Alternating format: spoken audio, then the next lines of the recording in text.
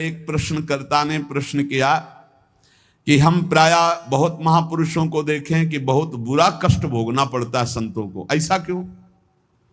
बड़े बड़े पापी हैं ऐसे, उनको कुछ नहीं कष्ट होता, और संत जो भजन कर रहे हैं उनको बहुत ही कष्ट होता है, ऐसा क्यों होता है?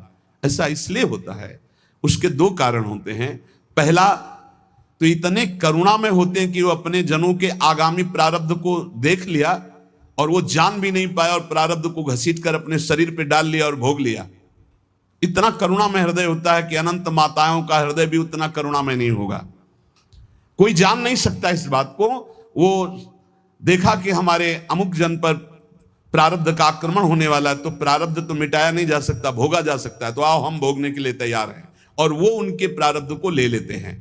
दूसरा, अनंत जन्मों का हिसाब बराबर होना है, भगवत प्राप्ति होनी है। अब आखिरी जन्म है तो जो हिसाब है अनंत जन्मों का, पहाड़ का पहाड़ जमा था, छोटा छोटा भोग भोगते हुए, तो उनको लगता है कि जो संत महात्मा उनको बहुत कष्ट है। बिल्कुल कष्ट नहीं है, केवल प्रारब्ध भोग की लीला। वो दो प्रकार की, एक करुणा करके अपने जनों के प्रारब्ध को ले लेना, एक दूसरा अपने अनंत जन्मों के प्रारब्ध को भोग कर पवित्र होकर भगवान के धाम जाना। दूसरा, जो पापात्मा जन है उनके जो वर्तमान के पाप हैं और पूर्व के पुण्य उनके काम कर रहे हैं, इसलिए उनको कष्ट नहीं दिखाई दे रहा। लेकिन जब पूर्व का पुण्य समाप्त हो जाएगा, वर्तमान का पाप और पूर्व का पाप लगे, तब उनकी दुर्गति हो जाएगी। तो ऐसे ही जब हम धाम में या नाम जपने में या भक्ति में चलते हैं तो लोग हमारा उपहास करते हैं, लोग हमें कटु वचन बोलते हैं, उनको द्वेष होता है भक्तों से, वो निंदा करते हैं। तो दुर्वाच्यान सहस्त्रशा परिभवान नीचहि कृतान कोटिशो, करोड़ों प्रकार से कोई हमें दुर्वचन कहे तो भी हमको चुप रहना है। क्यों चुप रहना? हमें अपना काम बनाना है। वो दुर्वचन बोलेगा, हमारे पाप नष्ट हो जाएंगे, हृदय में जलन होगी ना तो हमारा हृदय पवित्र होगा। हृदय भगवान के लिए सुंदर महल है, सुंदर निकुंज है। नारायण या गौर श्याम को हृदय निकुंज बसइए। बहुत कूड़ा करकट जमा कर लिया गलती करके, उसका नाश होगा। दुर्वाच्यान सहस्त्रशा परिभवान नीचै कृतान कोटिशो, नीच पुरुष द्वारा करोड़ करोड़ प्रकार से तुम्हें कष्ट दिया जाए, गाली दे रहे हैं, निंदा कर रहे हैं, उपहास कर रहे हैं, ऐसा व्यवहार कर रहे हैं जो हृदय को जला रहा है, ए सह जाना, पलट कर जवाब मत देना। बहुत जल्दी तुम्हारा हृदय पवित्र हो जाएगा और तुम सदा सदा के लिए सुखी हो जाओगे, और वो जो बोल रहा है वो दुखी हो जाएगा। उमा क्षमा साप होते भारी, तुम चुप रहो, मत बोलो। भक्ष्याक्षादनवास कुट्य मिलना दुखान्यलम कोटिशा, हो सकता है कि तुम्हें भोजन आदि की व्यवस्था हो, वास की सही व्यवस्था न हो, गर्मी सर्दी आदि सहनी पड़ रही, चुपचाप सह लो, थोड़े दिन का जीवन है, भगवत प्राप्ति करनी है। धाम में ऐसी निष्ठा से रहो, भोजन भी नहीं मिलेगा, कष्ट भी मिलेगा, गालियां मिलेंगी, तो भी हम धाम को नहीं छोड़ेंगे। कामाद्य रति पीड़या च मनसो वैकल्यमात्यंतिकम, अब इतने बड़े भजनानंदी तो नहीं है कि हम काम विजयी हों, तो ये काम आदि दोष हमारे हृदय को जलाएंगे, पीड़ा देंगे, पर हम किसी से कहेंगे नहीं और कोई चेष्टा नहीं करेंगे, सह जाएंगे। वैकल्य मात्यंतिकम, भारी विकलता होने पर भी हम किसी से नहीं कहेंगे, हम कोई चेष्टा नहीं करेंगे, हम सह जाएंगे। ये सोढ़ा विवसंत के लिपिपने कृष्णस्य तेभ्यो नमः, जो ऐसे श्री राधा और कृष्ण के केल विलास युक्त महल वृंदावन में वास करते, सब कुछ सहते हुए श्रीपाद कहते मैं उनको नमस्कार करता हूं। दोषान्न स्थिर जंगमेशु कलयन कस्यापिनो द्वेजयन, तुम्हें उद्विग्न करेंगे यहां लोग, तुम्हें परेशान कर सकते हैं, पर तुम उनकी निंदा मत करना, उद्विग्न मत होना, उनकी निंदा मत करना, अपने आप को बचा के निकल जाना। ये मानो परमार्थ में आगे बढ़ने के लिए जरूरी है ये बात। दोषान न स्थिर जंगमेशु, यहां किसी भी जड़ चैतन्य में दोष दर्शन न होने पावे। यद्यपि वो तुम्हें उद्वेग प्रदान करेंगे, भगवत पार्षद हैं, प्रेरित होकर आएंगे, तुम्हें ऐसे वचन बोलेंगे, ऐसी चेष्टा करेंगे, ऐसे उद्वेग प्रदान करेंगे, पर तुम उद्वेग मत कर। किंचित दयत्न लब्ध मित भुक चित्ते पिना स्त्रीक्षणा, यदि तुम्हें कवल दो कवल ही भोजन मिल जाए तो उसी को खा करके दिन व्यतीत कर लो। अभ्यास में बहुत बड़ी सामर्थ्य है, बहुत बड़ी सामर्थ्य अभ्यास में। ये भगवत प्राप्ति जब लक्ष्य हो जाएगी तभी सह सकते हो, अन्यथा नहीं सह पाओगे। अगर कवल दो कवल भी भोजन मिल जाए तो उधर में डाल लिया, पूरा दिन व्यतीत। कवल दो कवल तो बहुत होता है, 3-4 दिन में कभी ऐसे गुड़ मिल जाता था ना गंगा किनारे, गुड़, तो गुड़ पाके एक कमंडल जब गंगा जल पीते थे तो ऐसे भगवान की तरफ, कितने कृपालु भगवान हो, ऐसे एकांत में भी आप हमारे उधर पोषण को देते हो। आज तुम 3 बार पाते हो, एक बार भी भगवान हृदय से जय नहीं बोलते होगे, हृदय से जय नहीं बोलते होगे कि आहा कितने कृपालु प्रभु आप हो, आप कितना प्यार करते हो। कभी रोते हो प्रभु के प्रति, कितना प्यार है प्रभु का, हर व्यवस्था है, लेकिन कभी एकांत में जय जयकार हृदय से नहीं कर, ये आपकी कितनी अपार कृपा है नाथ हम पर। और कह रहे मितभुक चित्ते पिन स्त्री क्षणा, एक क्षण के लिए भी वृत्ति काम भोग के लिए किसी माता बहन की तरफ गंदी भावना से न जाने पावे। धाम में वास करते हो, ऐसी गलती ना होने पावे। श्री राधा मुरली धरोज्वल यशहा शरणवन गृणन संस्मरन यो वृंदावन मावसेन मधुर धीर धन्याय तस्मै नमः।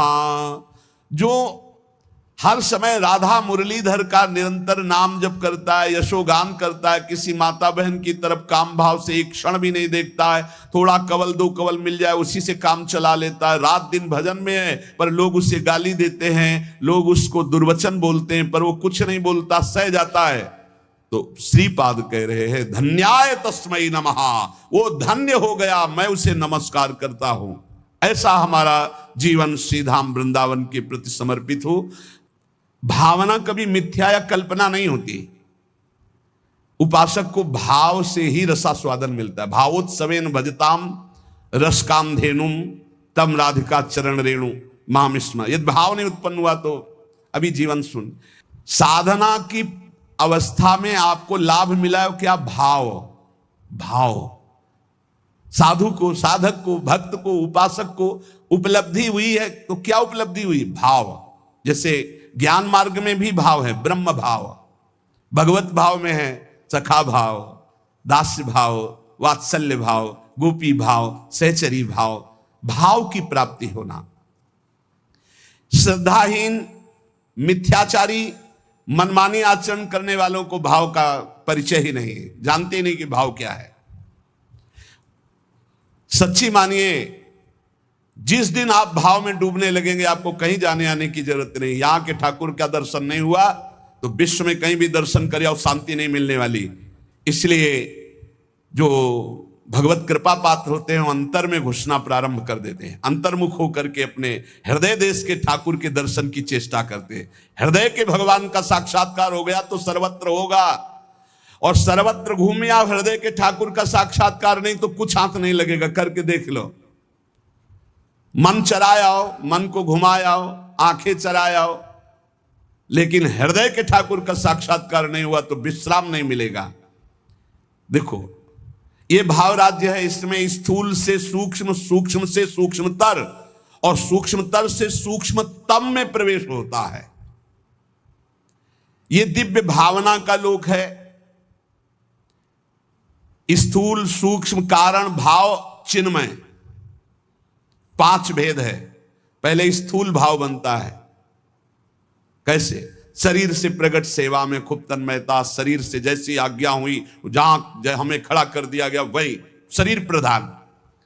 फिर अंतर में घुसता है, अंतःकरण प्रधान, सूक्ष्म शरीर, चिंतन प्रधान। अब बाहर की क्रियाएं तो पहले से ही संयमित हो चुकी है, अब जैसी गुरु आज्ञा वैसा अंदर चिंतन प्रधान। फिर कारण स्वभाव प्रधान हो गया। या जो पर्यो मोहि सहज स्वभाव श्री हरिवंश नाम रस चाओ श्रुतौ राधिका कीर्तिरंता स्वभावे। अब उसका स्वभाव बन गया भगवत लीला गाना, भगवत लीला सुनना, भगवत नाम जप करना, भगवत कीर्तन करना, भगवत सेवा करना। तब प्रकट होता है भाव। स्थूल, सूक्ष्म, कारण, तीनों का परिवर्तन जो कर दे उसका नाम भाव। भाव के आगे चिन्मय देह की प्राप्ति होती है, जिसे भाव देह कहते हैं। ये बड़ा विलक्षण होता है, ना स्थूल होता है, ना सूक्ष्म होता है, ना कारण होता है, न यातना देह होता है, न देव देह होता है, न स्वाप्निक देह होता है। एक अलौकिक चिन्मय भाव देह है। ये नित्य, जैसे प्रिया प्रीतम वैसा ये नित्य है चिन्मय देह। ये देह केवल कहने मात्र को ये शुद्ध भगवत स्वरूप है। इसमें देह जनित कुछ नहीं है, हड्डी मांस या पुरुष स्त्री के चिन्ह ये सब नहीं है। भावदेह में। अब आप विचार कीजिए, ये जो लीलाएं हैं ये चिन्मय देह से हो रही हैं, जहां ना स्त्री चिन्ह है ना पुरुष चिन्ह है, ना रक्त है ना मांस है ना मज्जा है ना हड्डी है ना विकार है, निर्विकार चिदानंद चिन्मय देह। कैसे जानोगे कैसी रास हो रही है? यहां देह और देही का भेद नहीं, जैसे आत्मा अलग है देह अलग है। यहां माया का पर्दा नहीं है, यहां बहिरंग प्रकृति का प्रवेश नहीं है, यहां अंतरंगा योग माया का भी प्रवेश नहीं है। यहां माया की चादर डालकर भगवान नहीं खेलते, यहां खुला खेल हो रहा है चिदानंद में। जैसे यहां तो माया की चादर पड़ी हुई, पहले देह फिर अंदर बैठा हुआ चिदानंद तत्व है, उसे कोई बिरला ज्ञानी जानता। समात्मा सुदुर्लभा वासुदेवा सर्वमिति। इस चिन्मय भावदेह की जब प्राप्ति होती है तो केवल प्रिया प्रीतम के मिलन आनंद की व्यवस्था करना और उसी आनंद में पूर्णानंद में डूबना। जैसी हरिवंश लाल ललना मिली तो हियो सिरावत मोर, चिदानंद भावदेह से चरी। इसमें जो चरम सुख है उसके आगे मोक्ष सुख कड़ुआ लगता है। यह रहस्य तभी खुलता है जब दिव्य लीला राज्य के भावरस में डूबे हुए किसी भावुक महापुरुष की शरणागति मिल जाए और उनकी बताई हुई उपासना के क्रम से स्थूल शरीर, सूक्ष्म शरीर, कारण शरीर, तीनों से परे भाव, भाव से भी गाढ़ भावदेह चिदानंदमय की प्राप्ति, तब इस लीला में प्रवेश हुआ।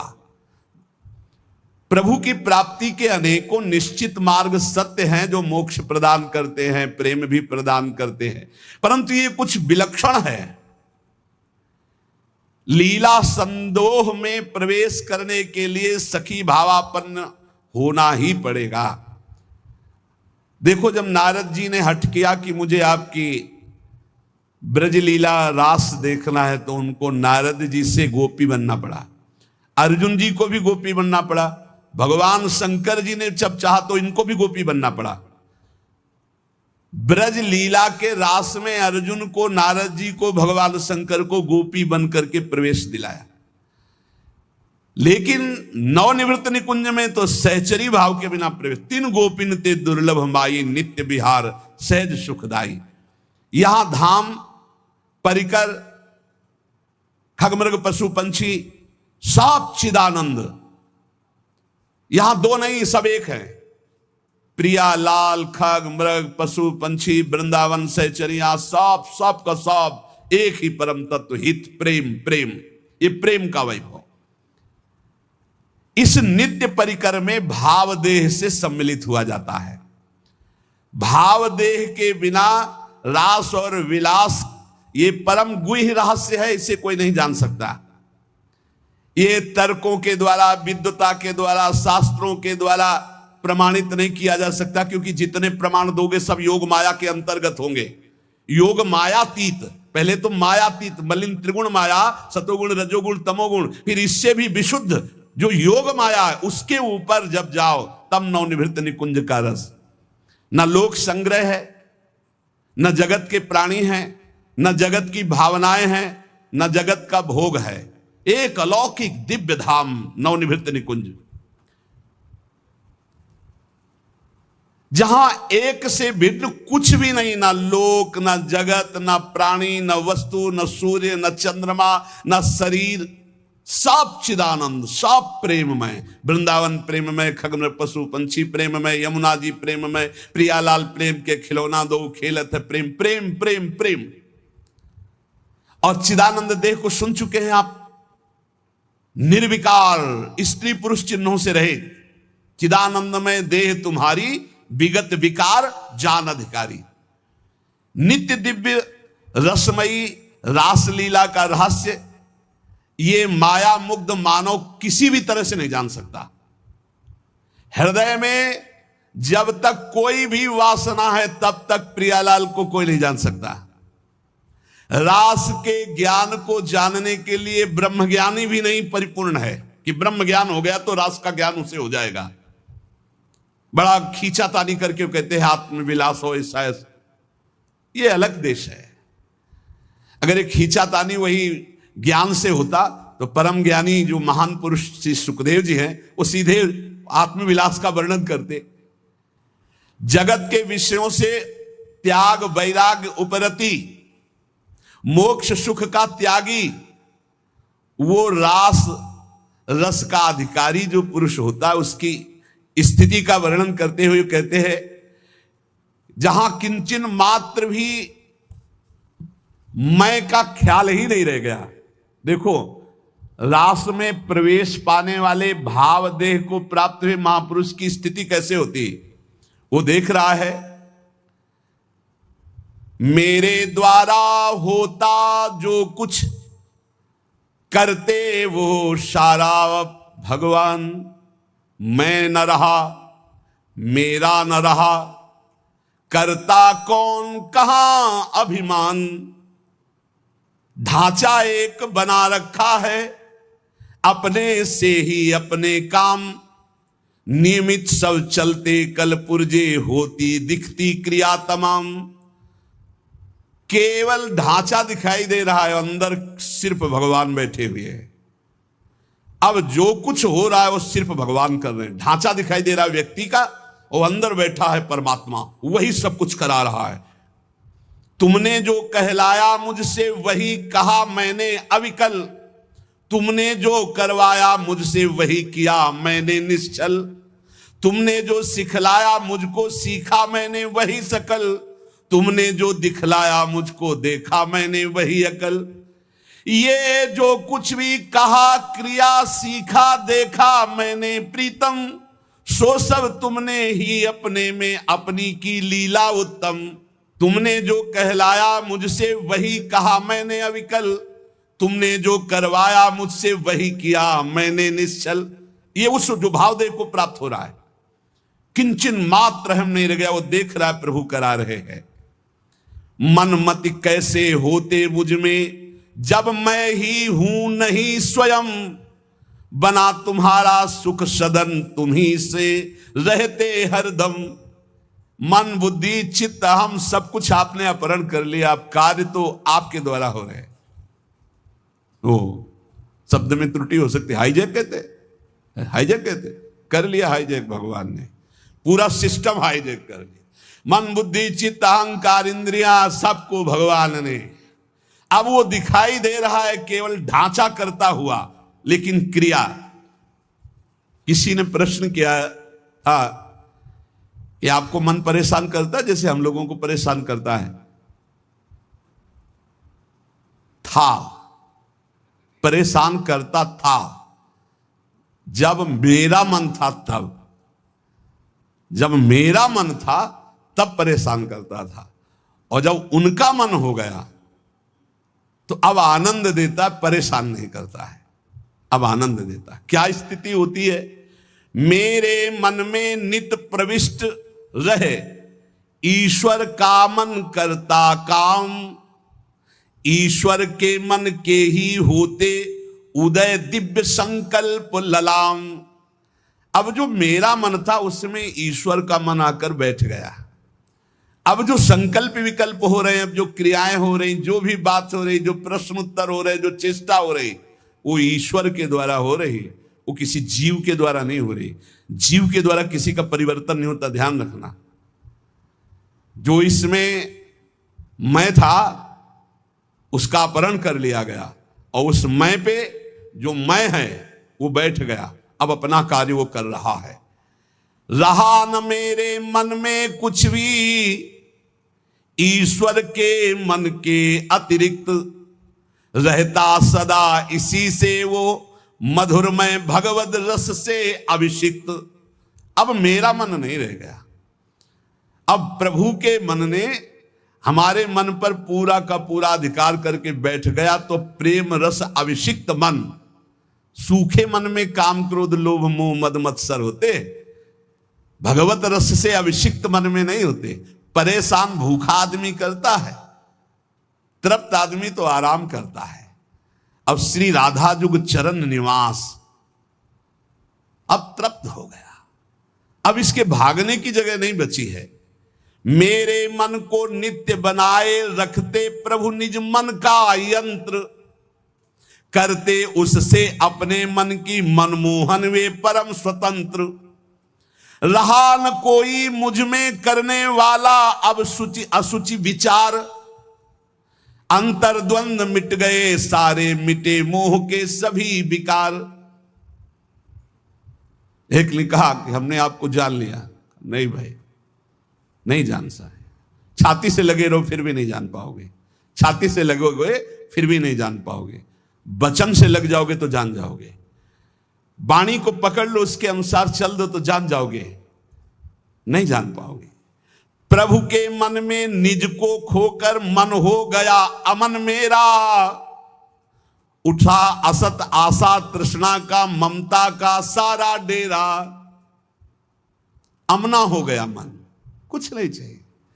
जब बहुत बड़ी वस्तु मिल जाती है तो उसके पाने के बाद कुछ पाना बाकी नहीं रहता, उसके जानने के बाद कुछ जानना बाकी नहीं रहता। एक बार चित्त को लगाओ तो, एक बार प्रभु में लगाओ, फिर जब प्रभु तुम्हारे चित्त को स्वीकार कर लेंगे तो क्रीड़ा करते अब मन में स्वयं प्रीतम इच्छा अनुसार, करते रहते नित उसमें उससे वे अब स्वच्छंद विहार। अब मन रूपी भवन में हमारे प्रीतम स्वच्छंद विहार कर रहे हैं।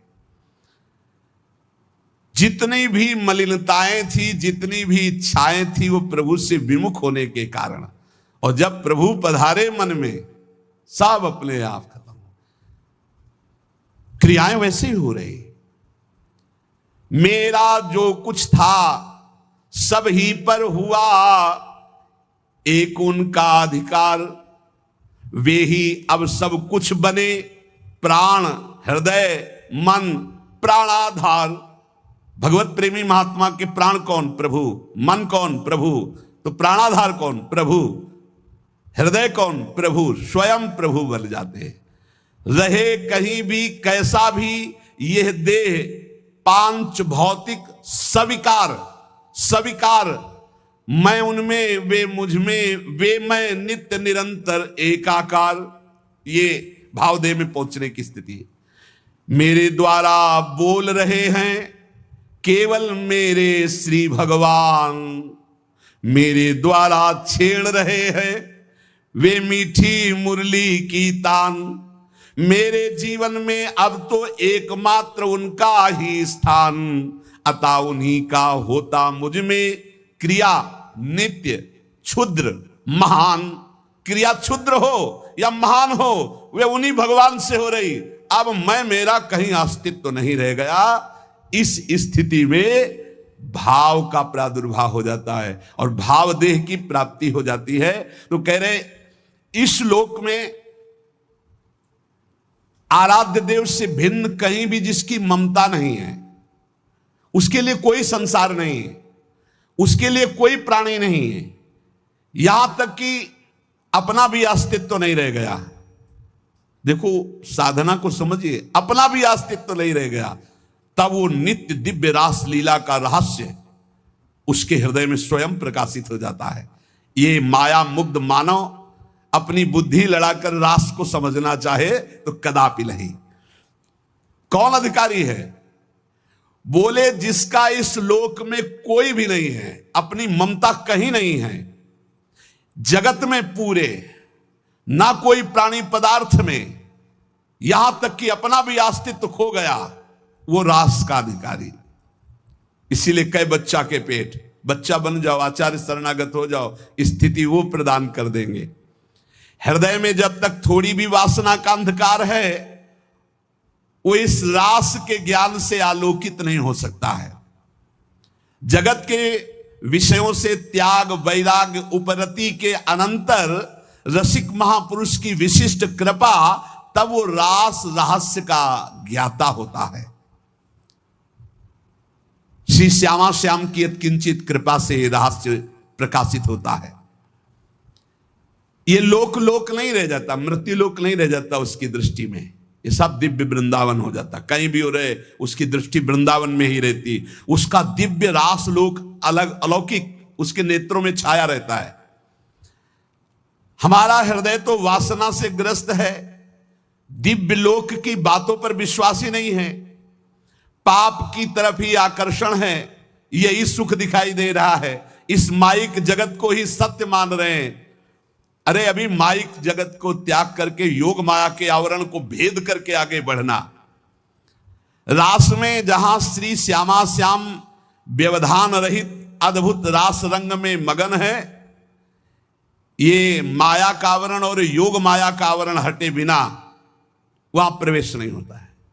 वहां का वस्त्र, वहां के शरीर, वहां के खेल सब व्यवधान रहित मायातीत, योग मायातीत दिव्य प्रेममय है। वस्त्र भी प्रेम के, वस्त्राभूषण भी प्रेममय। ये नित्य परिकर जो प्रिया प्रीतम का है, इसी के आश्रय से इस परिकर में प्रवेश होता है। ये जो सखियां आई, श्री स्वामी हरिदास जी महाराज, ललिता सखी जी, श्री हरिवंश महाप्रभु हित सजनी जी, ये जो नित्य परिकर है किशोरी किशोर का, इन्हीं की कृपा से इधर सोच बढ़ती नहीं, कल्पना भी नहीं कर सकते आप। संभाव्योपि विरंचि नारद शिवो स्वयं भुआद्य नया, इतना आवरण माया का है, इसी को भेद पाना बड़ा कठिन है। देखो उस दिन कह रहे थे, काल के भी महाकाल जिनकी सेवा में रहते हैं, यहां लिखा है, जहां काल के भी महाकाल नित्य कालातीत प्रभु दैन्य भाव लिए हुए विराजमान हैं। दैन्य भाव, यद्यपि सकल लोक चूड़ामणि दीन अपन पो माने, प्रीति की रीति रंगीलो ही जाने। इस खेल में, प्रेम पथ में, रास रस में, माया की गोद में बैठ करके और इसको समझना चाहे असंभव। बिना ब्रजरज का सेवन किए, बिना ब्रजरज उपासक रसिकों का संग किए हम सोच भी नहीं सकते कैसे रास का क्या स्वरूप है। जब किसी रसिक महापुरुष का आलिंगन प्राप्त हो, आलिंगन का तात्पर्य तुरंत बाहरी भाव में आता है कि वो हमको गले से लगा ले, लेकिन यहां इस आलिंगन की बात नहीं कह रही, तदात्म की बात, आप में समा गए। कोई रसिक महापुरुष आप पर कृपा करे और हृदय से आपके हृदय का आलिंगन कर ले, और आप पूर्ण त्रिभुवन में काम विजयी हो जाएं। कोई त्रिभुवन में मृत्युलोक की सुंदरता, क्या देव गंधर्व लोक की भी सुंदरता, ब्रह्मलोक की भी सुंदरता आपको आकर्षित न कर पावे। इस कोटि का वैराग्य, जहां यत किंचन मात्र ब्रह्मलोक तक का कोई भी भोग आकर्षण न पैदा कर पावे, वो इस मलिन माया को पार करके ठीक उस रास लीला परम धाम की तरफ जाने का अधिकारी होता है। कितनी ऊंचाई चाहिए, इसीलिए बच्चा बन जाओ। बहुत ऊंचे नहीं बन पाओगे, बच्चा बन जाओ। साधारण मानव समाज अपने धर्म में तो चल नहीं पा रहा, वर्णाश्रम धर्म की तो बात ही दूर हो गई, वैदिक सिद्धांतों तक तो पहुंच ही नहीं हो रही है। धर्म का जब तक पालन नहीं, तब तक पाप वासना भ्रष्ट किए हुए कैसे कोई समझेगा प्रिया प्रीतम की बात। इसीलिए बड़े भाग्यशाली हैं अपने लोग जो प्रिया प्रीतम की बात कथन सुन। ये सब महामहिम बातें ये सुनने को नहीं मिलेंगी, नहीं मिलेगी। आजकल श्रवण कथन का स्वरूप ही बदलता चला जा रहा है, एक उपहास, एक मनोरंजन, एक ऐसा। ये जो मायाकृत है, कैसे जानेंगे रास, कैसे जानेंगे भगवान की प्रेम विलास को। अरे भक्त तो धर्म राज्य, वैदिक सिद्धांत राज्य, यहां तक कि मोक्ष पदवी से ऊपर उठा हुआ प्रेम राज्य में जब पहुंचता तब यह दिखाई देता है रास क्या है, राधा कृष्ण का स्वरूप क्या है। भावलीला में मानवीय कर्म चेष्टा का प्रवेश ही नहीं है। यह मानव जगत आदर्श के शिखर तक मानव कर्म पहुंचते हैं, रासलीला में नहीं। यह रासलीला भावलीला है, यह भावदेह से होती है। जैसे ब्रज में जो रास हुई, जब भगवान श्री कृष्ण की बंसी बजी तो सब गोपियां भगवान श्री कृष्ण के समीप पहुंची, तो हर गोपी अपने पति के पास सोई हुई थी, जहां जो जैसी थी व्यवस्था में। शरीर से एक भी गोपी नहीं गई। पूज्य महाराज भाई जी महाराज कह रहे, गोपी अपने अपने पति पुत्रों के पास थी, मानव देह मानव के पास था, और भाव दे चिदानंद में दिव्य रूप से वो भगवान के समीप गई, रास में सम्मिलित हुई। ये स्थूल सूक्ष्म कारण देह नहीं थे, भाव देह चिदानंद में स्थिति गोपी की। चिन्मय देह भाव देह में दिव्य अलौकिकता होती, उसमें स्त्री पुरुष के चिन्ह ये सब भाव नहीं होते। इस माया देह को वहीं छोड़ दिया था अपने अपने घरों में, और सब भाव देह से पहुंची हुई थी। पूज्य भाई जी महाराज इसमें लिखा, आत्माराम श्री कृष्ण का आलिंगन आत्मा से होता, देह से नहीं। वो आत्मदेह स्वरूपा गोपांगनाएं थी। इसलिए प्रभु को जो रास विलास में तो कहा स्वप्रतिबिंब विभ्रमा, जैसे बालक अपने प्रतिबिंब से खेलता है, अर्थात सब श्री कृष्णमयी चिदानंद देहधारी गोपियां थी, कोई लौकिक स्त्रियां नहीं थी। जब ब्रज रास को ही नहीं समझ पा रहे हैं तो नवनिभृत निकुंज का रास ये भावुक जनों का विषय है, ये कल्पना का लोक नहीं है, ये परात्पर प्रेम का दिव्य लोक है। इसलिए हमारी प्रार्थना उन प्रेमी उपासकों से है कि ऐसे बहिर्मुख जनों का, ऐसे बहिर्मुख व्यवहार का, ऐसे बहिर्मुख वार्ता का त्याग करके अपने भाव को बचाते हुए बहुत ऊंचाई पर प्रभु ने घसीट लिया है प्रिया प्रीतम की उपासना। तो सिर्फ श्यामा श्याम का नाम, श्यामा श्याम के रूप, श्यामा श्याम की लीला, श्यामा श्याम के गुणों का गायन करते हुए संसार की, लोक परलोक की कोई परवाह न करते हुए, किसी की समालोचना का ये विषय नहीं, ये अपने हृदय के भाव का विषय है। तो जैसा आचार्य गुरुदेव ने उपदेश किया वैसा हम आगे बढ़ते रहे।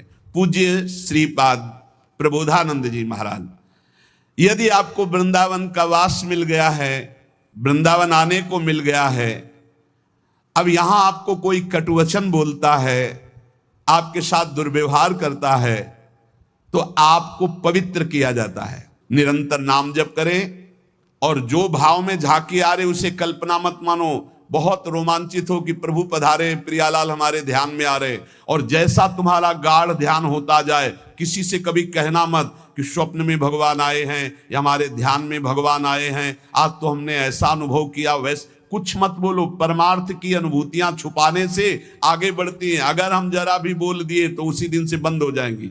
इसलिए सावधान रहो, खूब नाम जप करो, अपने भाव की बातें किसी को बताओ मत, और किसी के द्वारा आपके प्रति जो दुर्वचन है, अपमान है, निंदा है, इनको सह जाओ। जैसा रूखा सूखा मिले उससे उदर पोषण करो। यहां से जाना है, शरीर छोड़ना है, भगवत प्राप्ति करनी है, ये दृढ़ निश्चय रखो। शेष चर्चा आगे। श्री राधा वल्लभ लाल की जय श्री कृष्ण। राधे राधे। प्यारे दोस्तों, आध्यात्मिक मार्गदर्शन चैनल पर आप सभी का स्वागत है। आप यूं ही हमारे साथ जुड़े रहें और अपना आशीर्वाद बनाए रखें, ताकि हम आप सभी के लिए ले आ सकें ऐसे ही आध्यात्मिक प्रवचनों को। दोस्तों, हर शब्द का जवाब शब्दों से नहीं दिया जाता, कुछ जवाब समय देता है और कुछ जवाब आपका मौन होकर देता है। इसलिए हमेशा किसी के बात को अनदेखा करें। जय श्री राधा रानी, जय श्री राधा रानी।